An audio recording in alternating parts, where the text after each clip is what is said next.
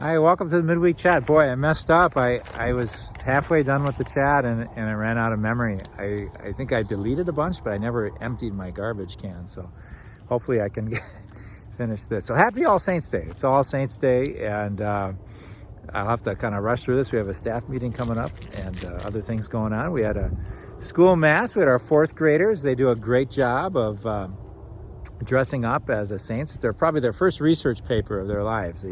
Each one researches a saint. We had St. John the Baptist, St. Kilian, St. Rose of Lima. We had St. Mary, Jesus' mother. We had St. Nicholas. Evan was St. Nicholas. Anyway, it was great. And then after Mass, they had their little tables and displays, and parishioners and people that came to Mass went over and said, "Tell me about your saint." And it's always a really happy event. I put some pictures up of that event on our parish Facebook page, so you can check it out. I enjoyed. I'll tell you about that in a minute. But what I really need to emphasize is Parish 75th anniversary coming up. It's not this Sunday. It's November 11th. It's Veterans Day, the Saturday. So 1948, St. James the Greater Parish began. And believe it or not, we have several charter members, people that were alive and well and remember those days when the parish first started. And so after Mass on Saturday the 11th, they'll give some testimonies, tell some stories about the early days. We call them the pioneers.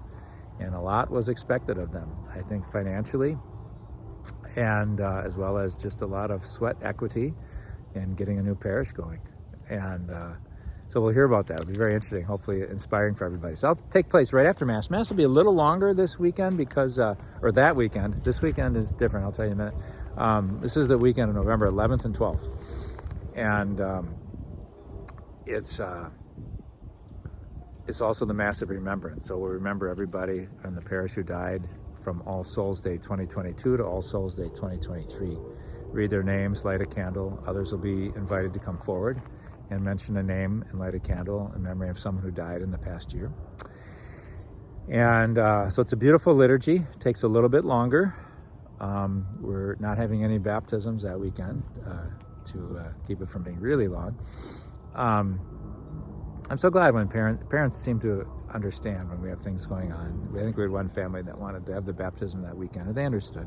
So doing it another weekend. I love it. You know, we pretty much ask that when we have baptisms that they do it during a Mass. And it usually ends up being a weekend Mass. And the logic there is that baptism is initiating the child into the life of the church. And so it just makes sense to me that the church should be there. So, and I think they understand that when they hear that reasoning. Sometimes it's more convenient. Can we just do it on a Saturday morning? And I really want the parish to see this. So, but anyway, so the Mass of Remembrance will take place, it'll be a little longer. Then on the 11th, a Saturday, there will be these charter members who will give talks about memories. And then at 6:30, we'll adjourn to Rourke Hall, the school cafeteria downstairs. And I think hopefully we'll have I hope we have some guest priests. I bet you Father John will be there. I sure hope so. The bishop was invited, and he's not really up for a lot of travel these days. He's struggling with some health issues. So I don't think we'll see him. But then down in Rourke Hall, Christine gave me this message. She's really good with adjectives. There will be fancy food. I forgot the adjective she used for appetizers. So some really great appetizers, a sandwich bar, an elaborate dessert table, a signature non-alcoholic drink. You get a free a glass with etched St. James Church on it. It's really nice. And a photo display and open microphone for storytelling to continue. So 75 years. I'll mention it next week too in the chat, of course, but we got to start getting excited about that. I think because I'm not on the planning committee, it's not really been on my radar so much, so I haven't been mentioning it that much. But it's a big deal when a parish has a 75th anniversary, for sure. So, hey, who's behind me? It's not saints. It's secular saints, maybe. Folk heroes. No stories about them. Well, I don't know. I'm sure a lot of really good, virtuous stories about them. I don't know all the legends, but whenever anyone does something good for others at some sacrifice to their own comfort, we call that person a Christ figure. and like in literature. So I wish I knew some Paul Bunyan stories. I'm sure there were times when he was charitable and helped others. It doesn't seem like he was a bad guy. Anyway, it's the Chippewa Valley Museum behind us, Eau Claire, a big logging city, right, that we started on. But the real saints, let's get back to the saints for a second here. So the Mass with the children started, I came right out of the gates. I said, so what makes somebody a saint? And, a whole bunch of hands went up. I was impressed. And Lincoln was kind of right at my left side. And he said, a saint is someone who listens to God and then does what he says. I had to give him a big fist bump right there. That was an awesome answer, isn't it? Someone who listens to God and then does what he says. I think of the Jesus parable. The one who listens to me and calls me Lord, but doesn't do what I say is like the fool who built his house on rock. The storms came and the winds blew. The fool who built his house on sand, I'm sorry. The winds came and the storms came and it fell down. But the one who listens to my word and acts on them is like the wise person who built his house on rock. And all the storms came and it did not fall, for it had been set on rock. So it's how we secure our lives, by living more and more in communion with God. And the way we do that is by hearing, coming to understand more about the ways of God, especially through Jesus, God made flesh, and that's our faith, and then acting on it. It's not just a head thing, right? So anyway, I love that answer. But the heart thing's important too, just the listening to God. I bet you we all wish, or maybe we don't, because we might be afraid what we would hear with the demands of God. Because God's very gentle and loving, but God also expects his people to do some hard work for him. And would we like to be able to turn the radio to 98.6 and it's God? So we can listen to God and then go do, not that simple, right? We learn the ways, we listen to God. How do we listen to God? It's by learning about Jesus, I think, mainly in our tradition, being familiar with the scripture stories about him in the Bible, getting really acquainted and active in our Eucharistic spirituality, his life poured out for others, that he invites us to be part of his life. It's his body that we're supposed to share, and that we might become more like him. We're all many parts of one body, meant to live in communion with each other. Take the communion that we have at Mass during that ritual and take it out and live it. And then, of course, to pray and to really try to listen. And if you're like me, you very rarely hear God say something. Sometimes I feel like I've gotten pretty clear messages, but it's always a heart thing. It's like, or maybe a head thing, but it's something that, I don't know, gives a sense of deep peace or a sense of confidence or excitement. Like, I think this is God drawing near, God communicating. God wants me to know that he loves me, or God wants me to go and pay attention to this person in my life, or to bring some mercy to a certain situation, or to give more energy to that situation. And so that's what makes a saint. We can do it, I like is that Thomas Merton? Anyway, someone said that being a saint is becoming who you are. God made us all to be saints. And, you might like St. Francis, or you might like St. Catherine Drexel, or you might like, and maybe you can be like them, but the ultimate goal is to use the gifts that God gave you, not to necessarily be like someone else. I've got a couple images. I pulled these off. I have some. Father Linder gave me this icon some time ago. Brother James Miller. He went to be a teacher and a handyman. He's got a plumbing wrench in his hand there, in his prayer books, in Guatemala, and they were educating the poor of the land, and the government at the time, this is, I believe, in the 1980s, was very suspicious of the Christian brothers for being too close to the poor, and they kind of liked things the way they were. They didn't want to have a lot of reforms that would benefit the poor, and so they killed him. I heard the army was going after one of his brothers who was more involved in education and maybe a little more active, but as one of the Maryknoll brothers said. He's a Maryknoll brother. Did I say Christian brother? He was a Christian brother. But the Maryknolls were down there too. He said he wasn't the one they were aiming for, but he's the one they got. So he died for his faith, for being down there. That's pretty recent. He's buried in Stevens Point. Speaking of Central America, he's one of the another modern day saint, Oscar Romero. Same situation, but in El Salvador, a country south of Guatemala. Very close to the poor, and really challenged the government and the military to stop the violence, the repression. And the more he spoke, the greater the risk that they would target him. And he was shot and killed while saying mass for a group of nuns in 1980. Okay, what else do I got here? Did I already show it? I got one featured on here. Okay. Just a simple, I always have to try to, St. Thomas. Can't forget about St. Thomas, right? And then I got a nice one here. I picked up in Nablus, which is in the West Bank, northern West Bank. And it's home of the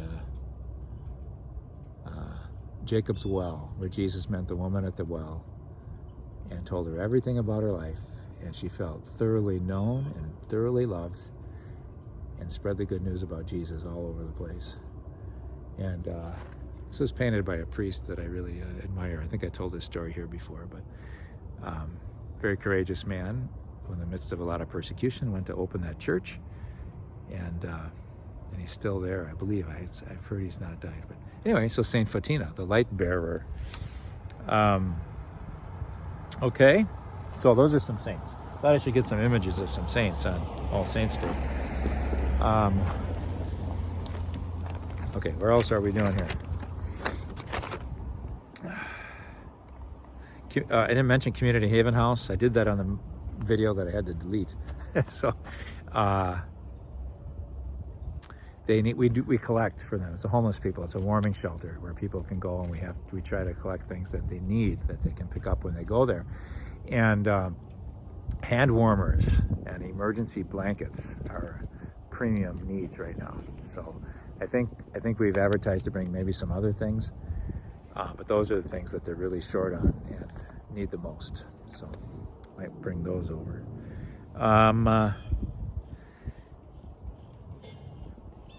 Back to this, back to the saints. So I watched a movie the other day. Remember Ricardo Montalban from Fantasy Island? It was a 1962 black and white movie. It's called The Reluctant Saint.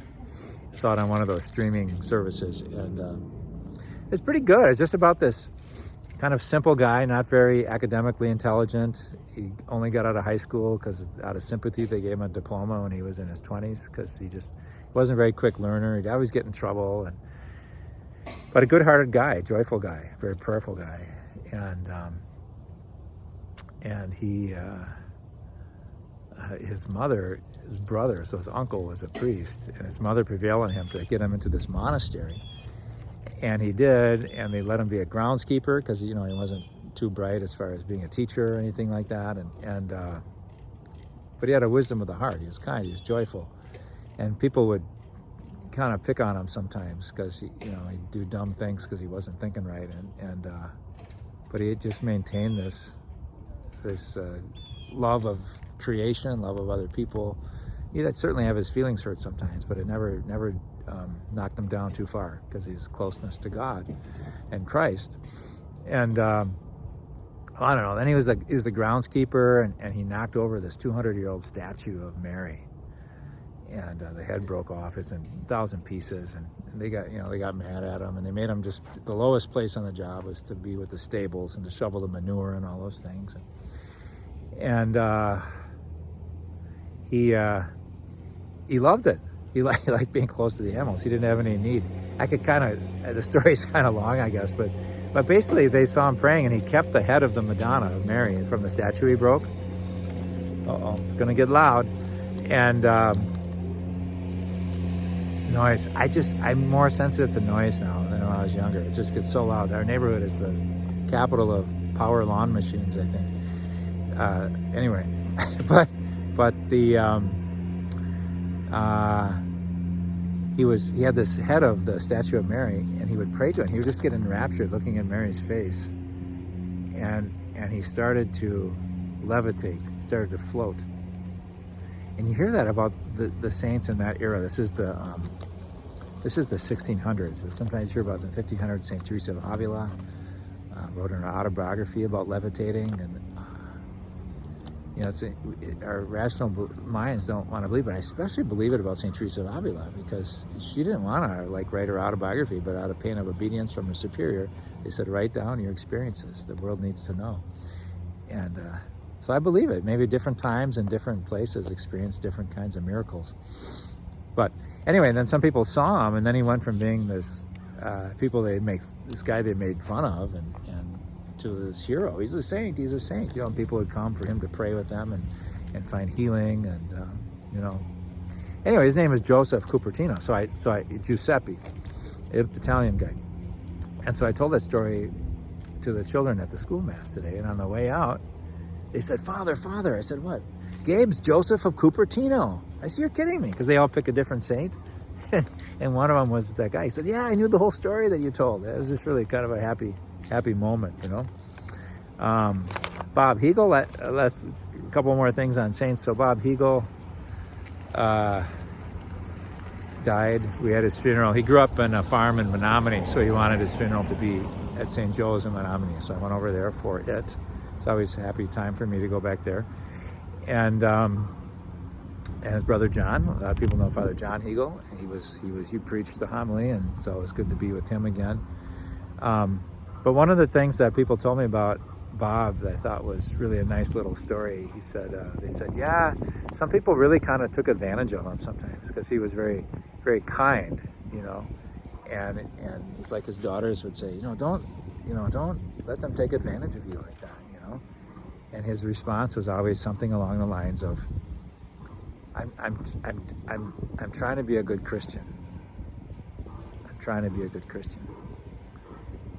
And I think I wrote about that in the bulletin. I said, you can't take that to the bank. It doesn't always pay off in this world to try to be a good Christian. But it's the kind of thing that you could take to the pearly gates.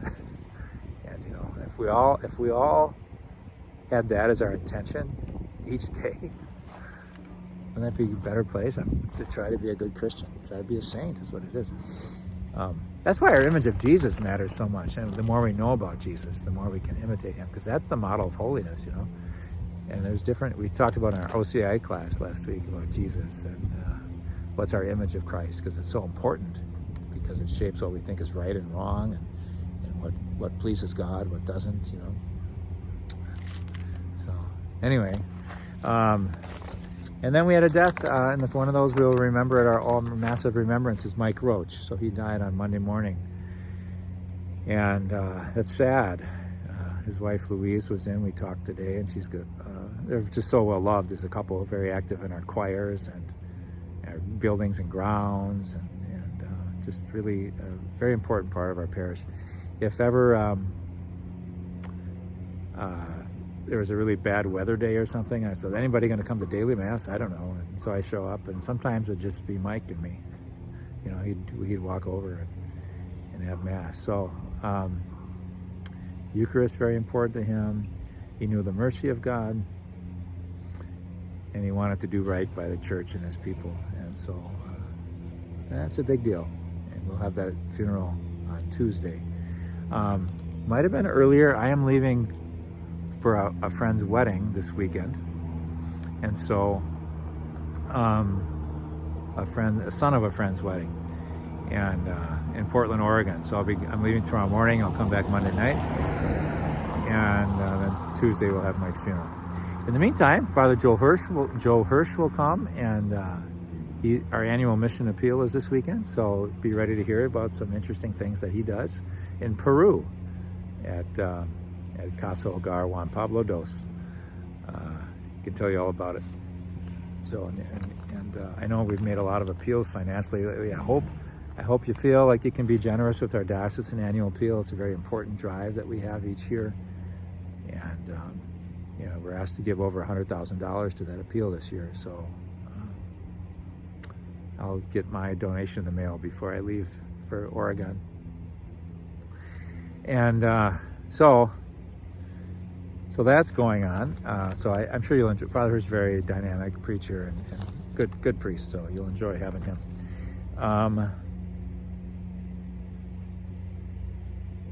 Yeah, I don't know, just a little. We continue to pray for the violence in the Holy Land. I have been in communication with a man named Alfred. He runs a gift shop in Jerusalem, in the old city, and he's got like a job. He's making like hardly any money off the gift shop, none right now, except I'll tell you in a minute. We ordered some things he's going to get in the mail next week. Hopefully it'll arrive in time for us to sell before Christmas. But I was talking to him. He goes, "Yeah, I'm on the bus. I got a job as a janitor in a hospital in Tel Aviv, and I'm on my way back." And the sirens, he goes, "The sirens are going off, and so rockets may be coming to Tel Aviv." And I said, "Are you feeling like you could be hit?" And he goes, "Yeah, of course." And I said, he goes, "Once I get to Jerusalem, it's a relatively safe place, but when I'm around Tel Aviv, it's the big population center. Well, Jerusalem's 1 million or 2 people as well, but he said Jerusalem's a relatively safe spot right now."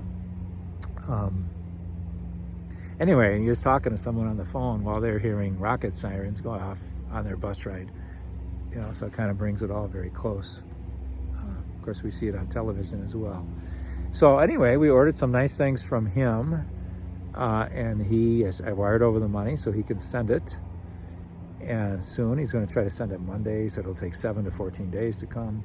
The people at L'Arche, the community that works with people with intellectual disabilities in Bethlehem, they said they're going to send it out this week. So I hope so. Our other friend has a gift shop in Bethlehem. He sent his out 2 weeks ago, and it's still in Israel. It's a tracker with FedEx, but I guess it'll come. I hope so. It's just obviously war is disruptive. I don't mean to get too focused on our gifts, but it's one way that we're trying to help the folks over there. So hopefully it'll happen. But pray for them. All the people that I know are in relatively safe places. So, but that Alfred, he kind of spooked me that he was afraid of that.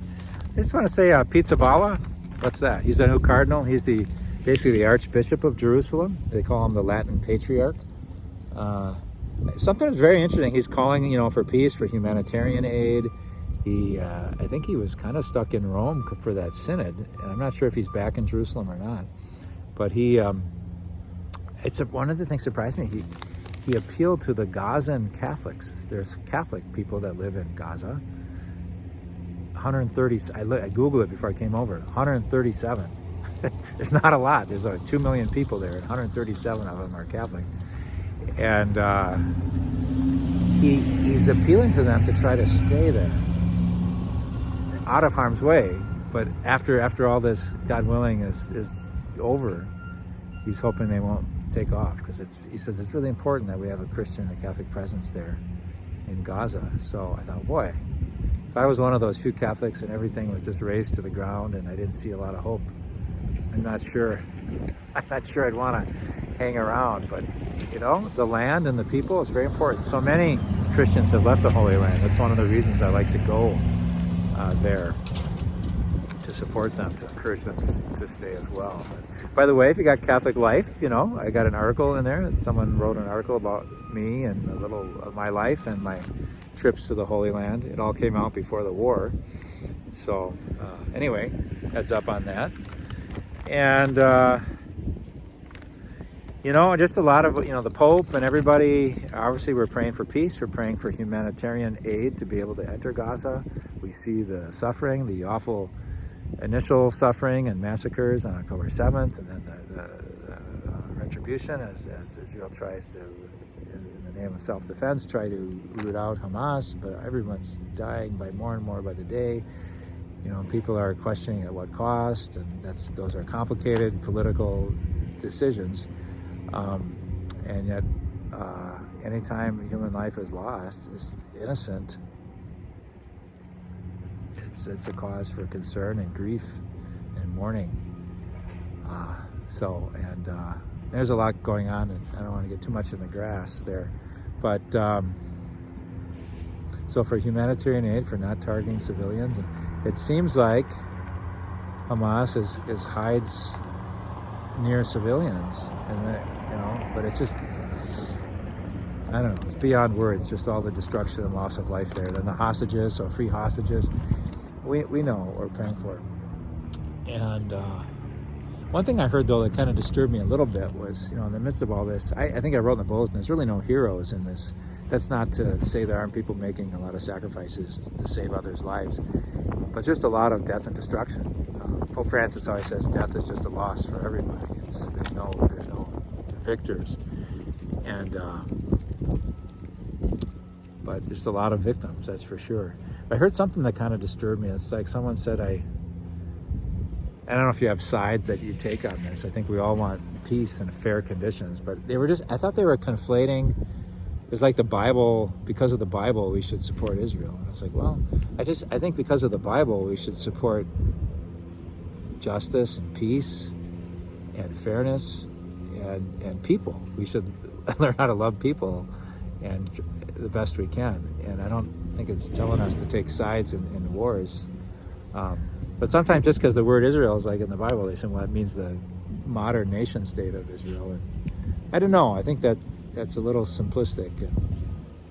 And I don't know how you take that when I say that. But I mean, I think that's when you hear the church talk about war and peace. It's not like taking sides. It's trying to promote the well-being, the common good of everybody, regardless of the name of your country, And so keep praying for peace. One of our Peace and Justice director for the Council of Catholic Bishops, he said something like, we have to respect the rights and the needs and the aspirations of all people. The rights, the needs, and aspirations of all the Israeli people and of all the Palestinian people as they try to work this out. Unfortunately, it's so violent. I guess I'm just kind of saying the obvious, but it's such a heartbreak. So, let us pray. Loving God, we thank you for our lives. We pray for the people over in the Holy Land, those who will lose their lives today, those who go without drinking water, those who live through the trauma of being attacked on both sides, and the deep trauma of that first night in October 7th, and the trauma that continues. Lord, somehow bring your healing presence to this. Help your people. Whoop, there goes some noise.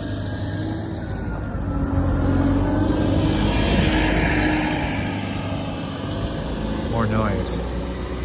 In the midst of all the noise in the world and the violence, Lord, give us peaceful hearts. Help us do what we can to make the world kinder, gentler, and hear our prayers. Move the hearts of peacemakers in the right directions. Help them hear you and do what you say, as Lincoln told us at the Mass this morning. God bless you, everybody. Happy All Saints Day.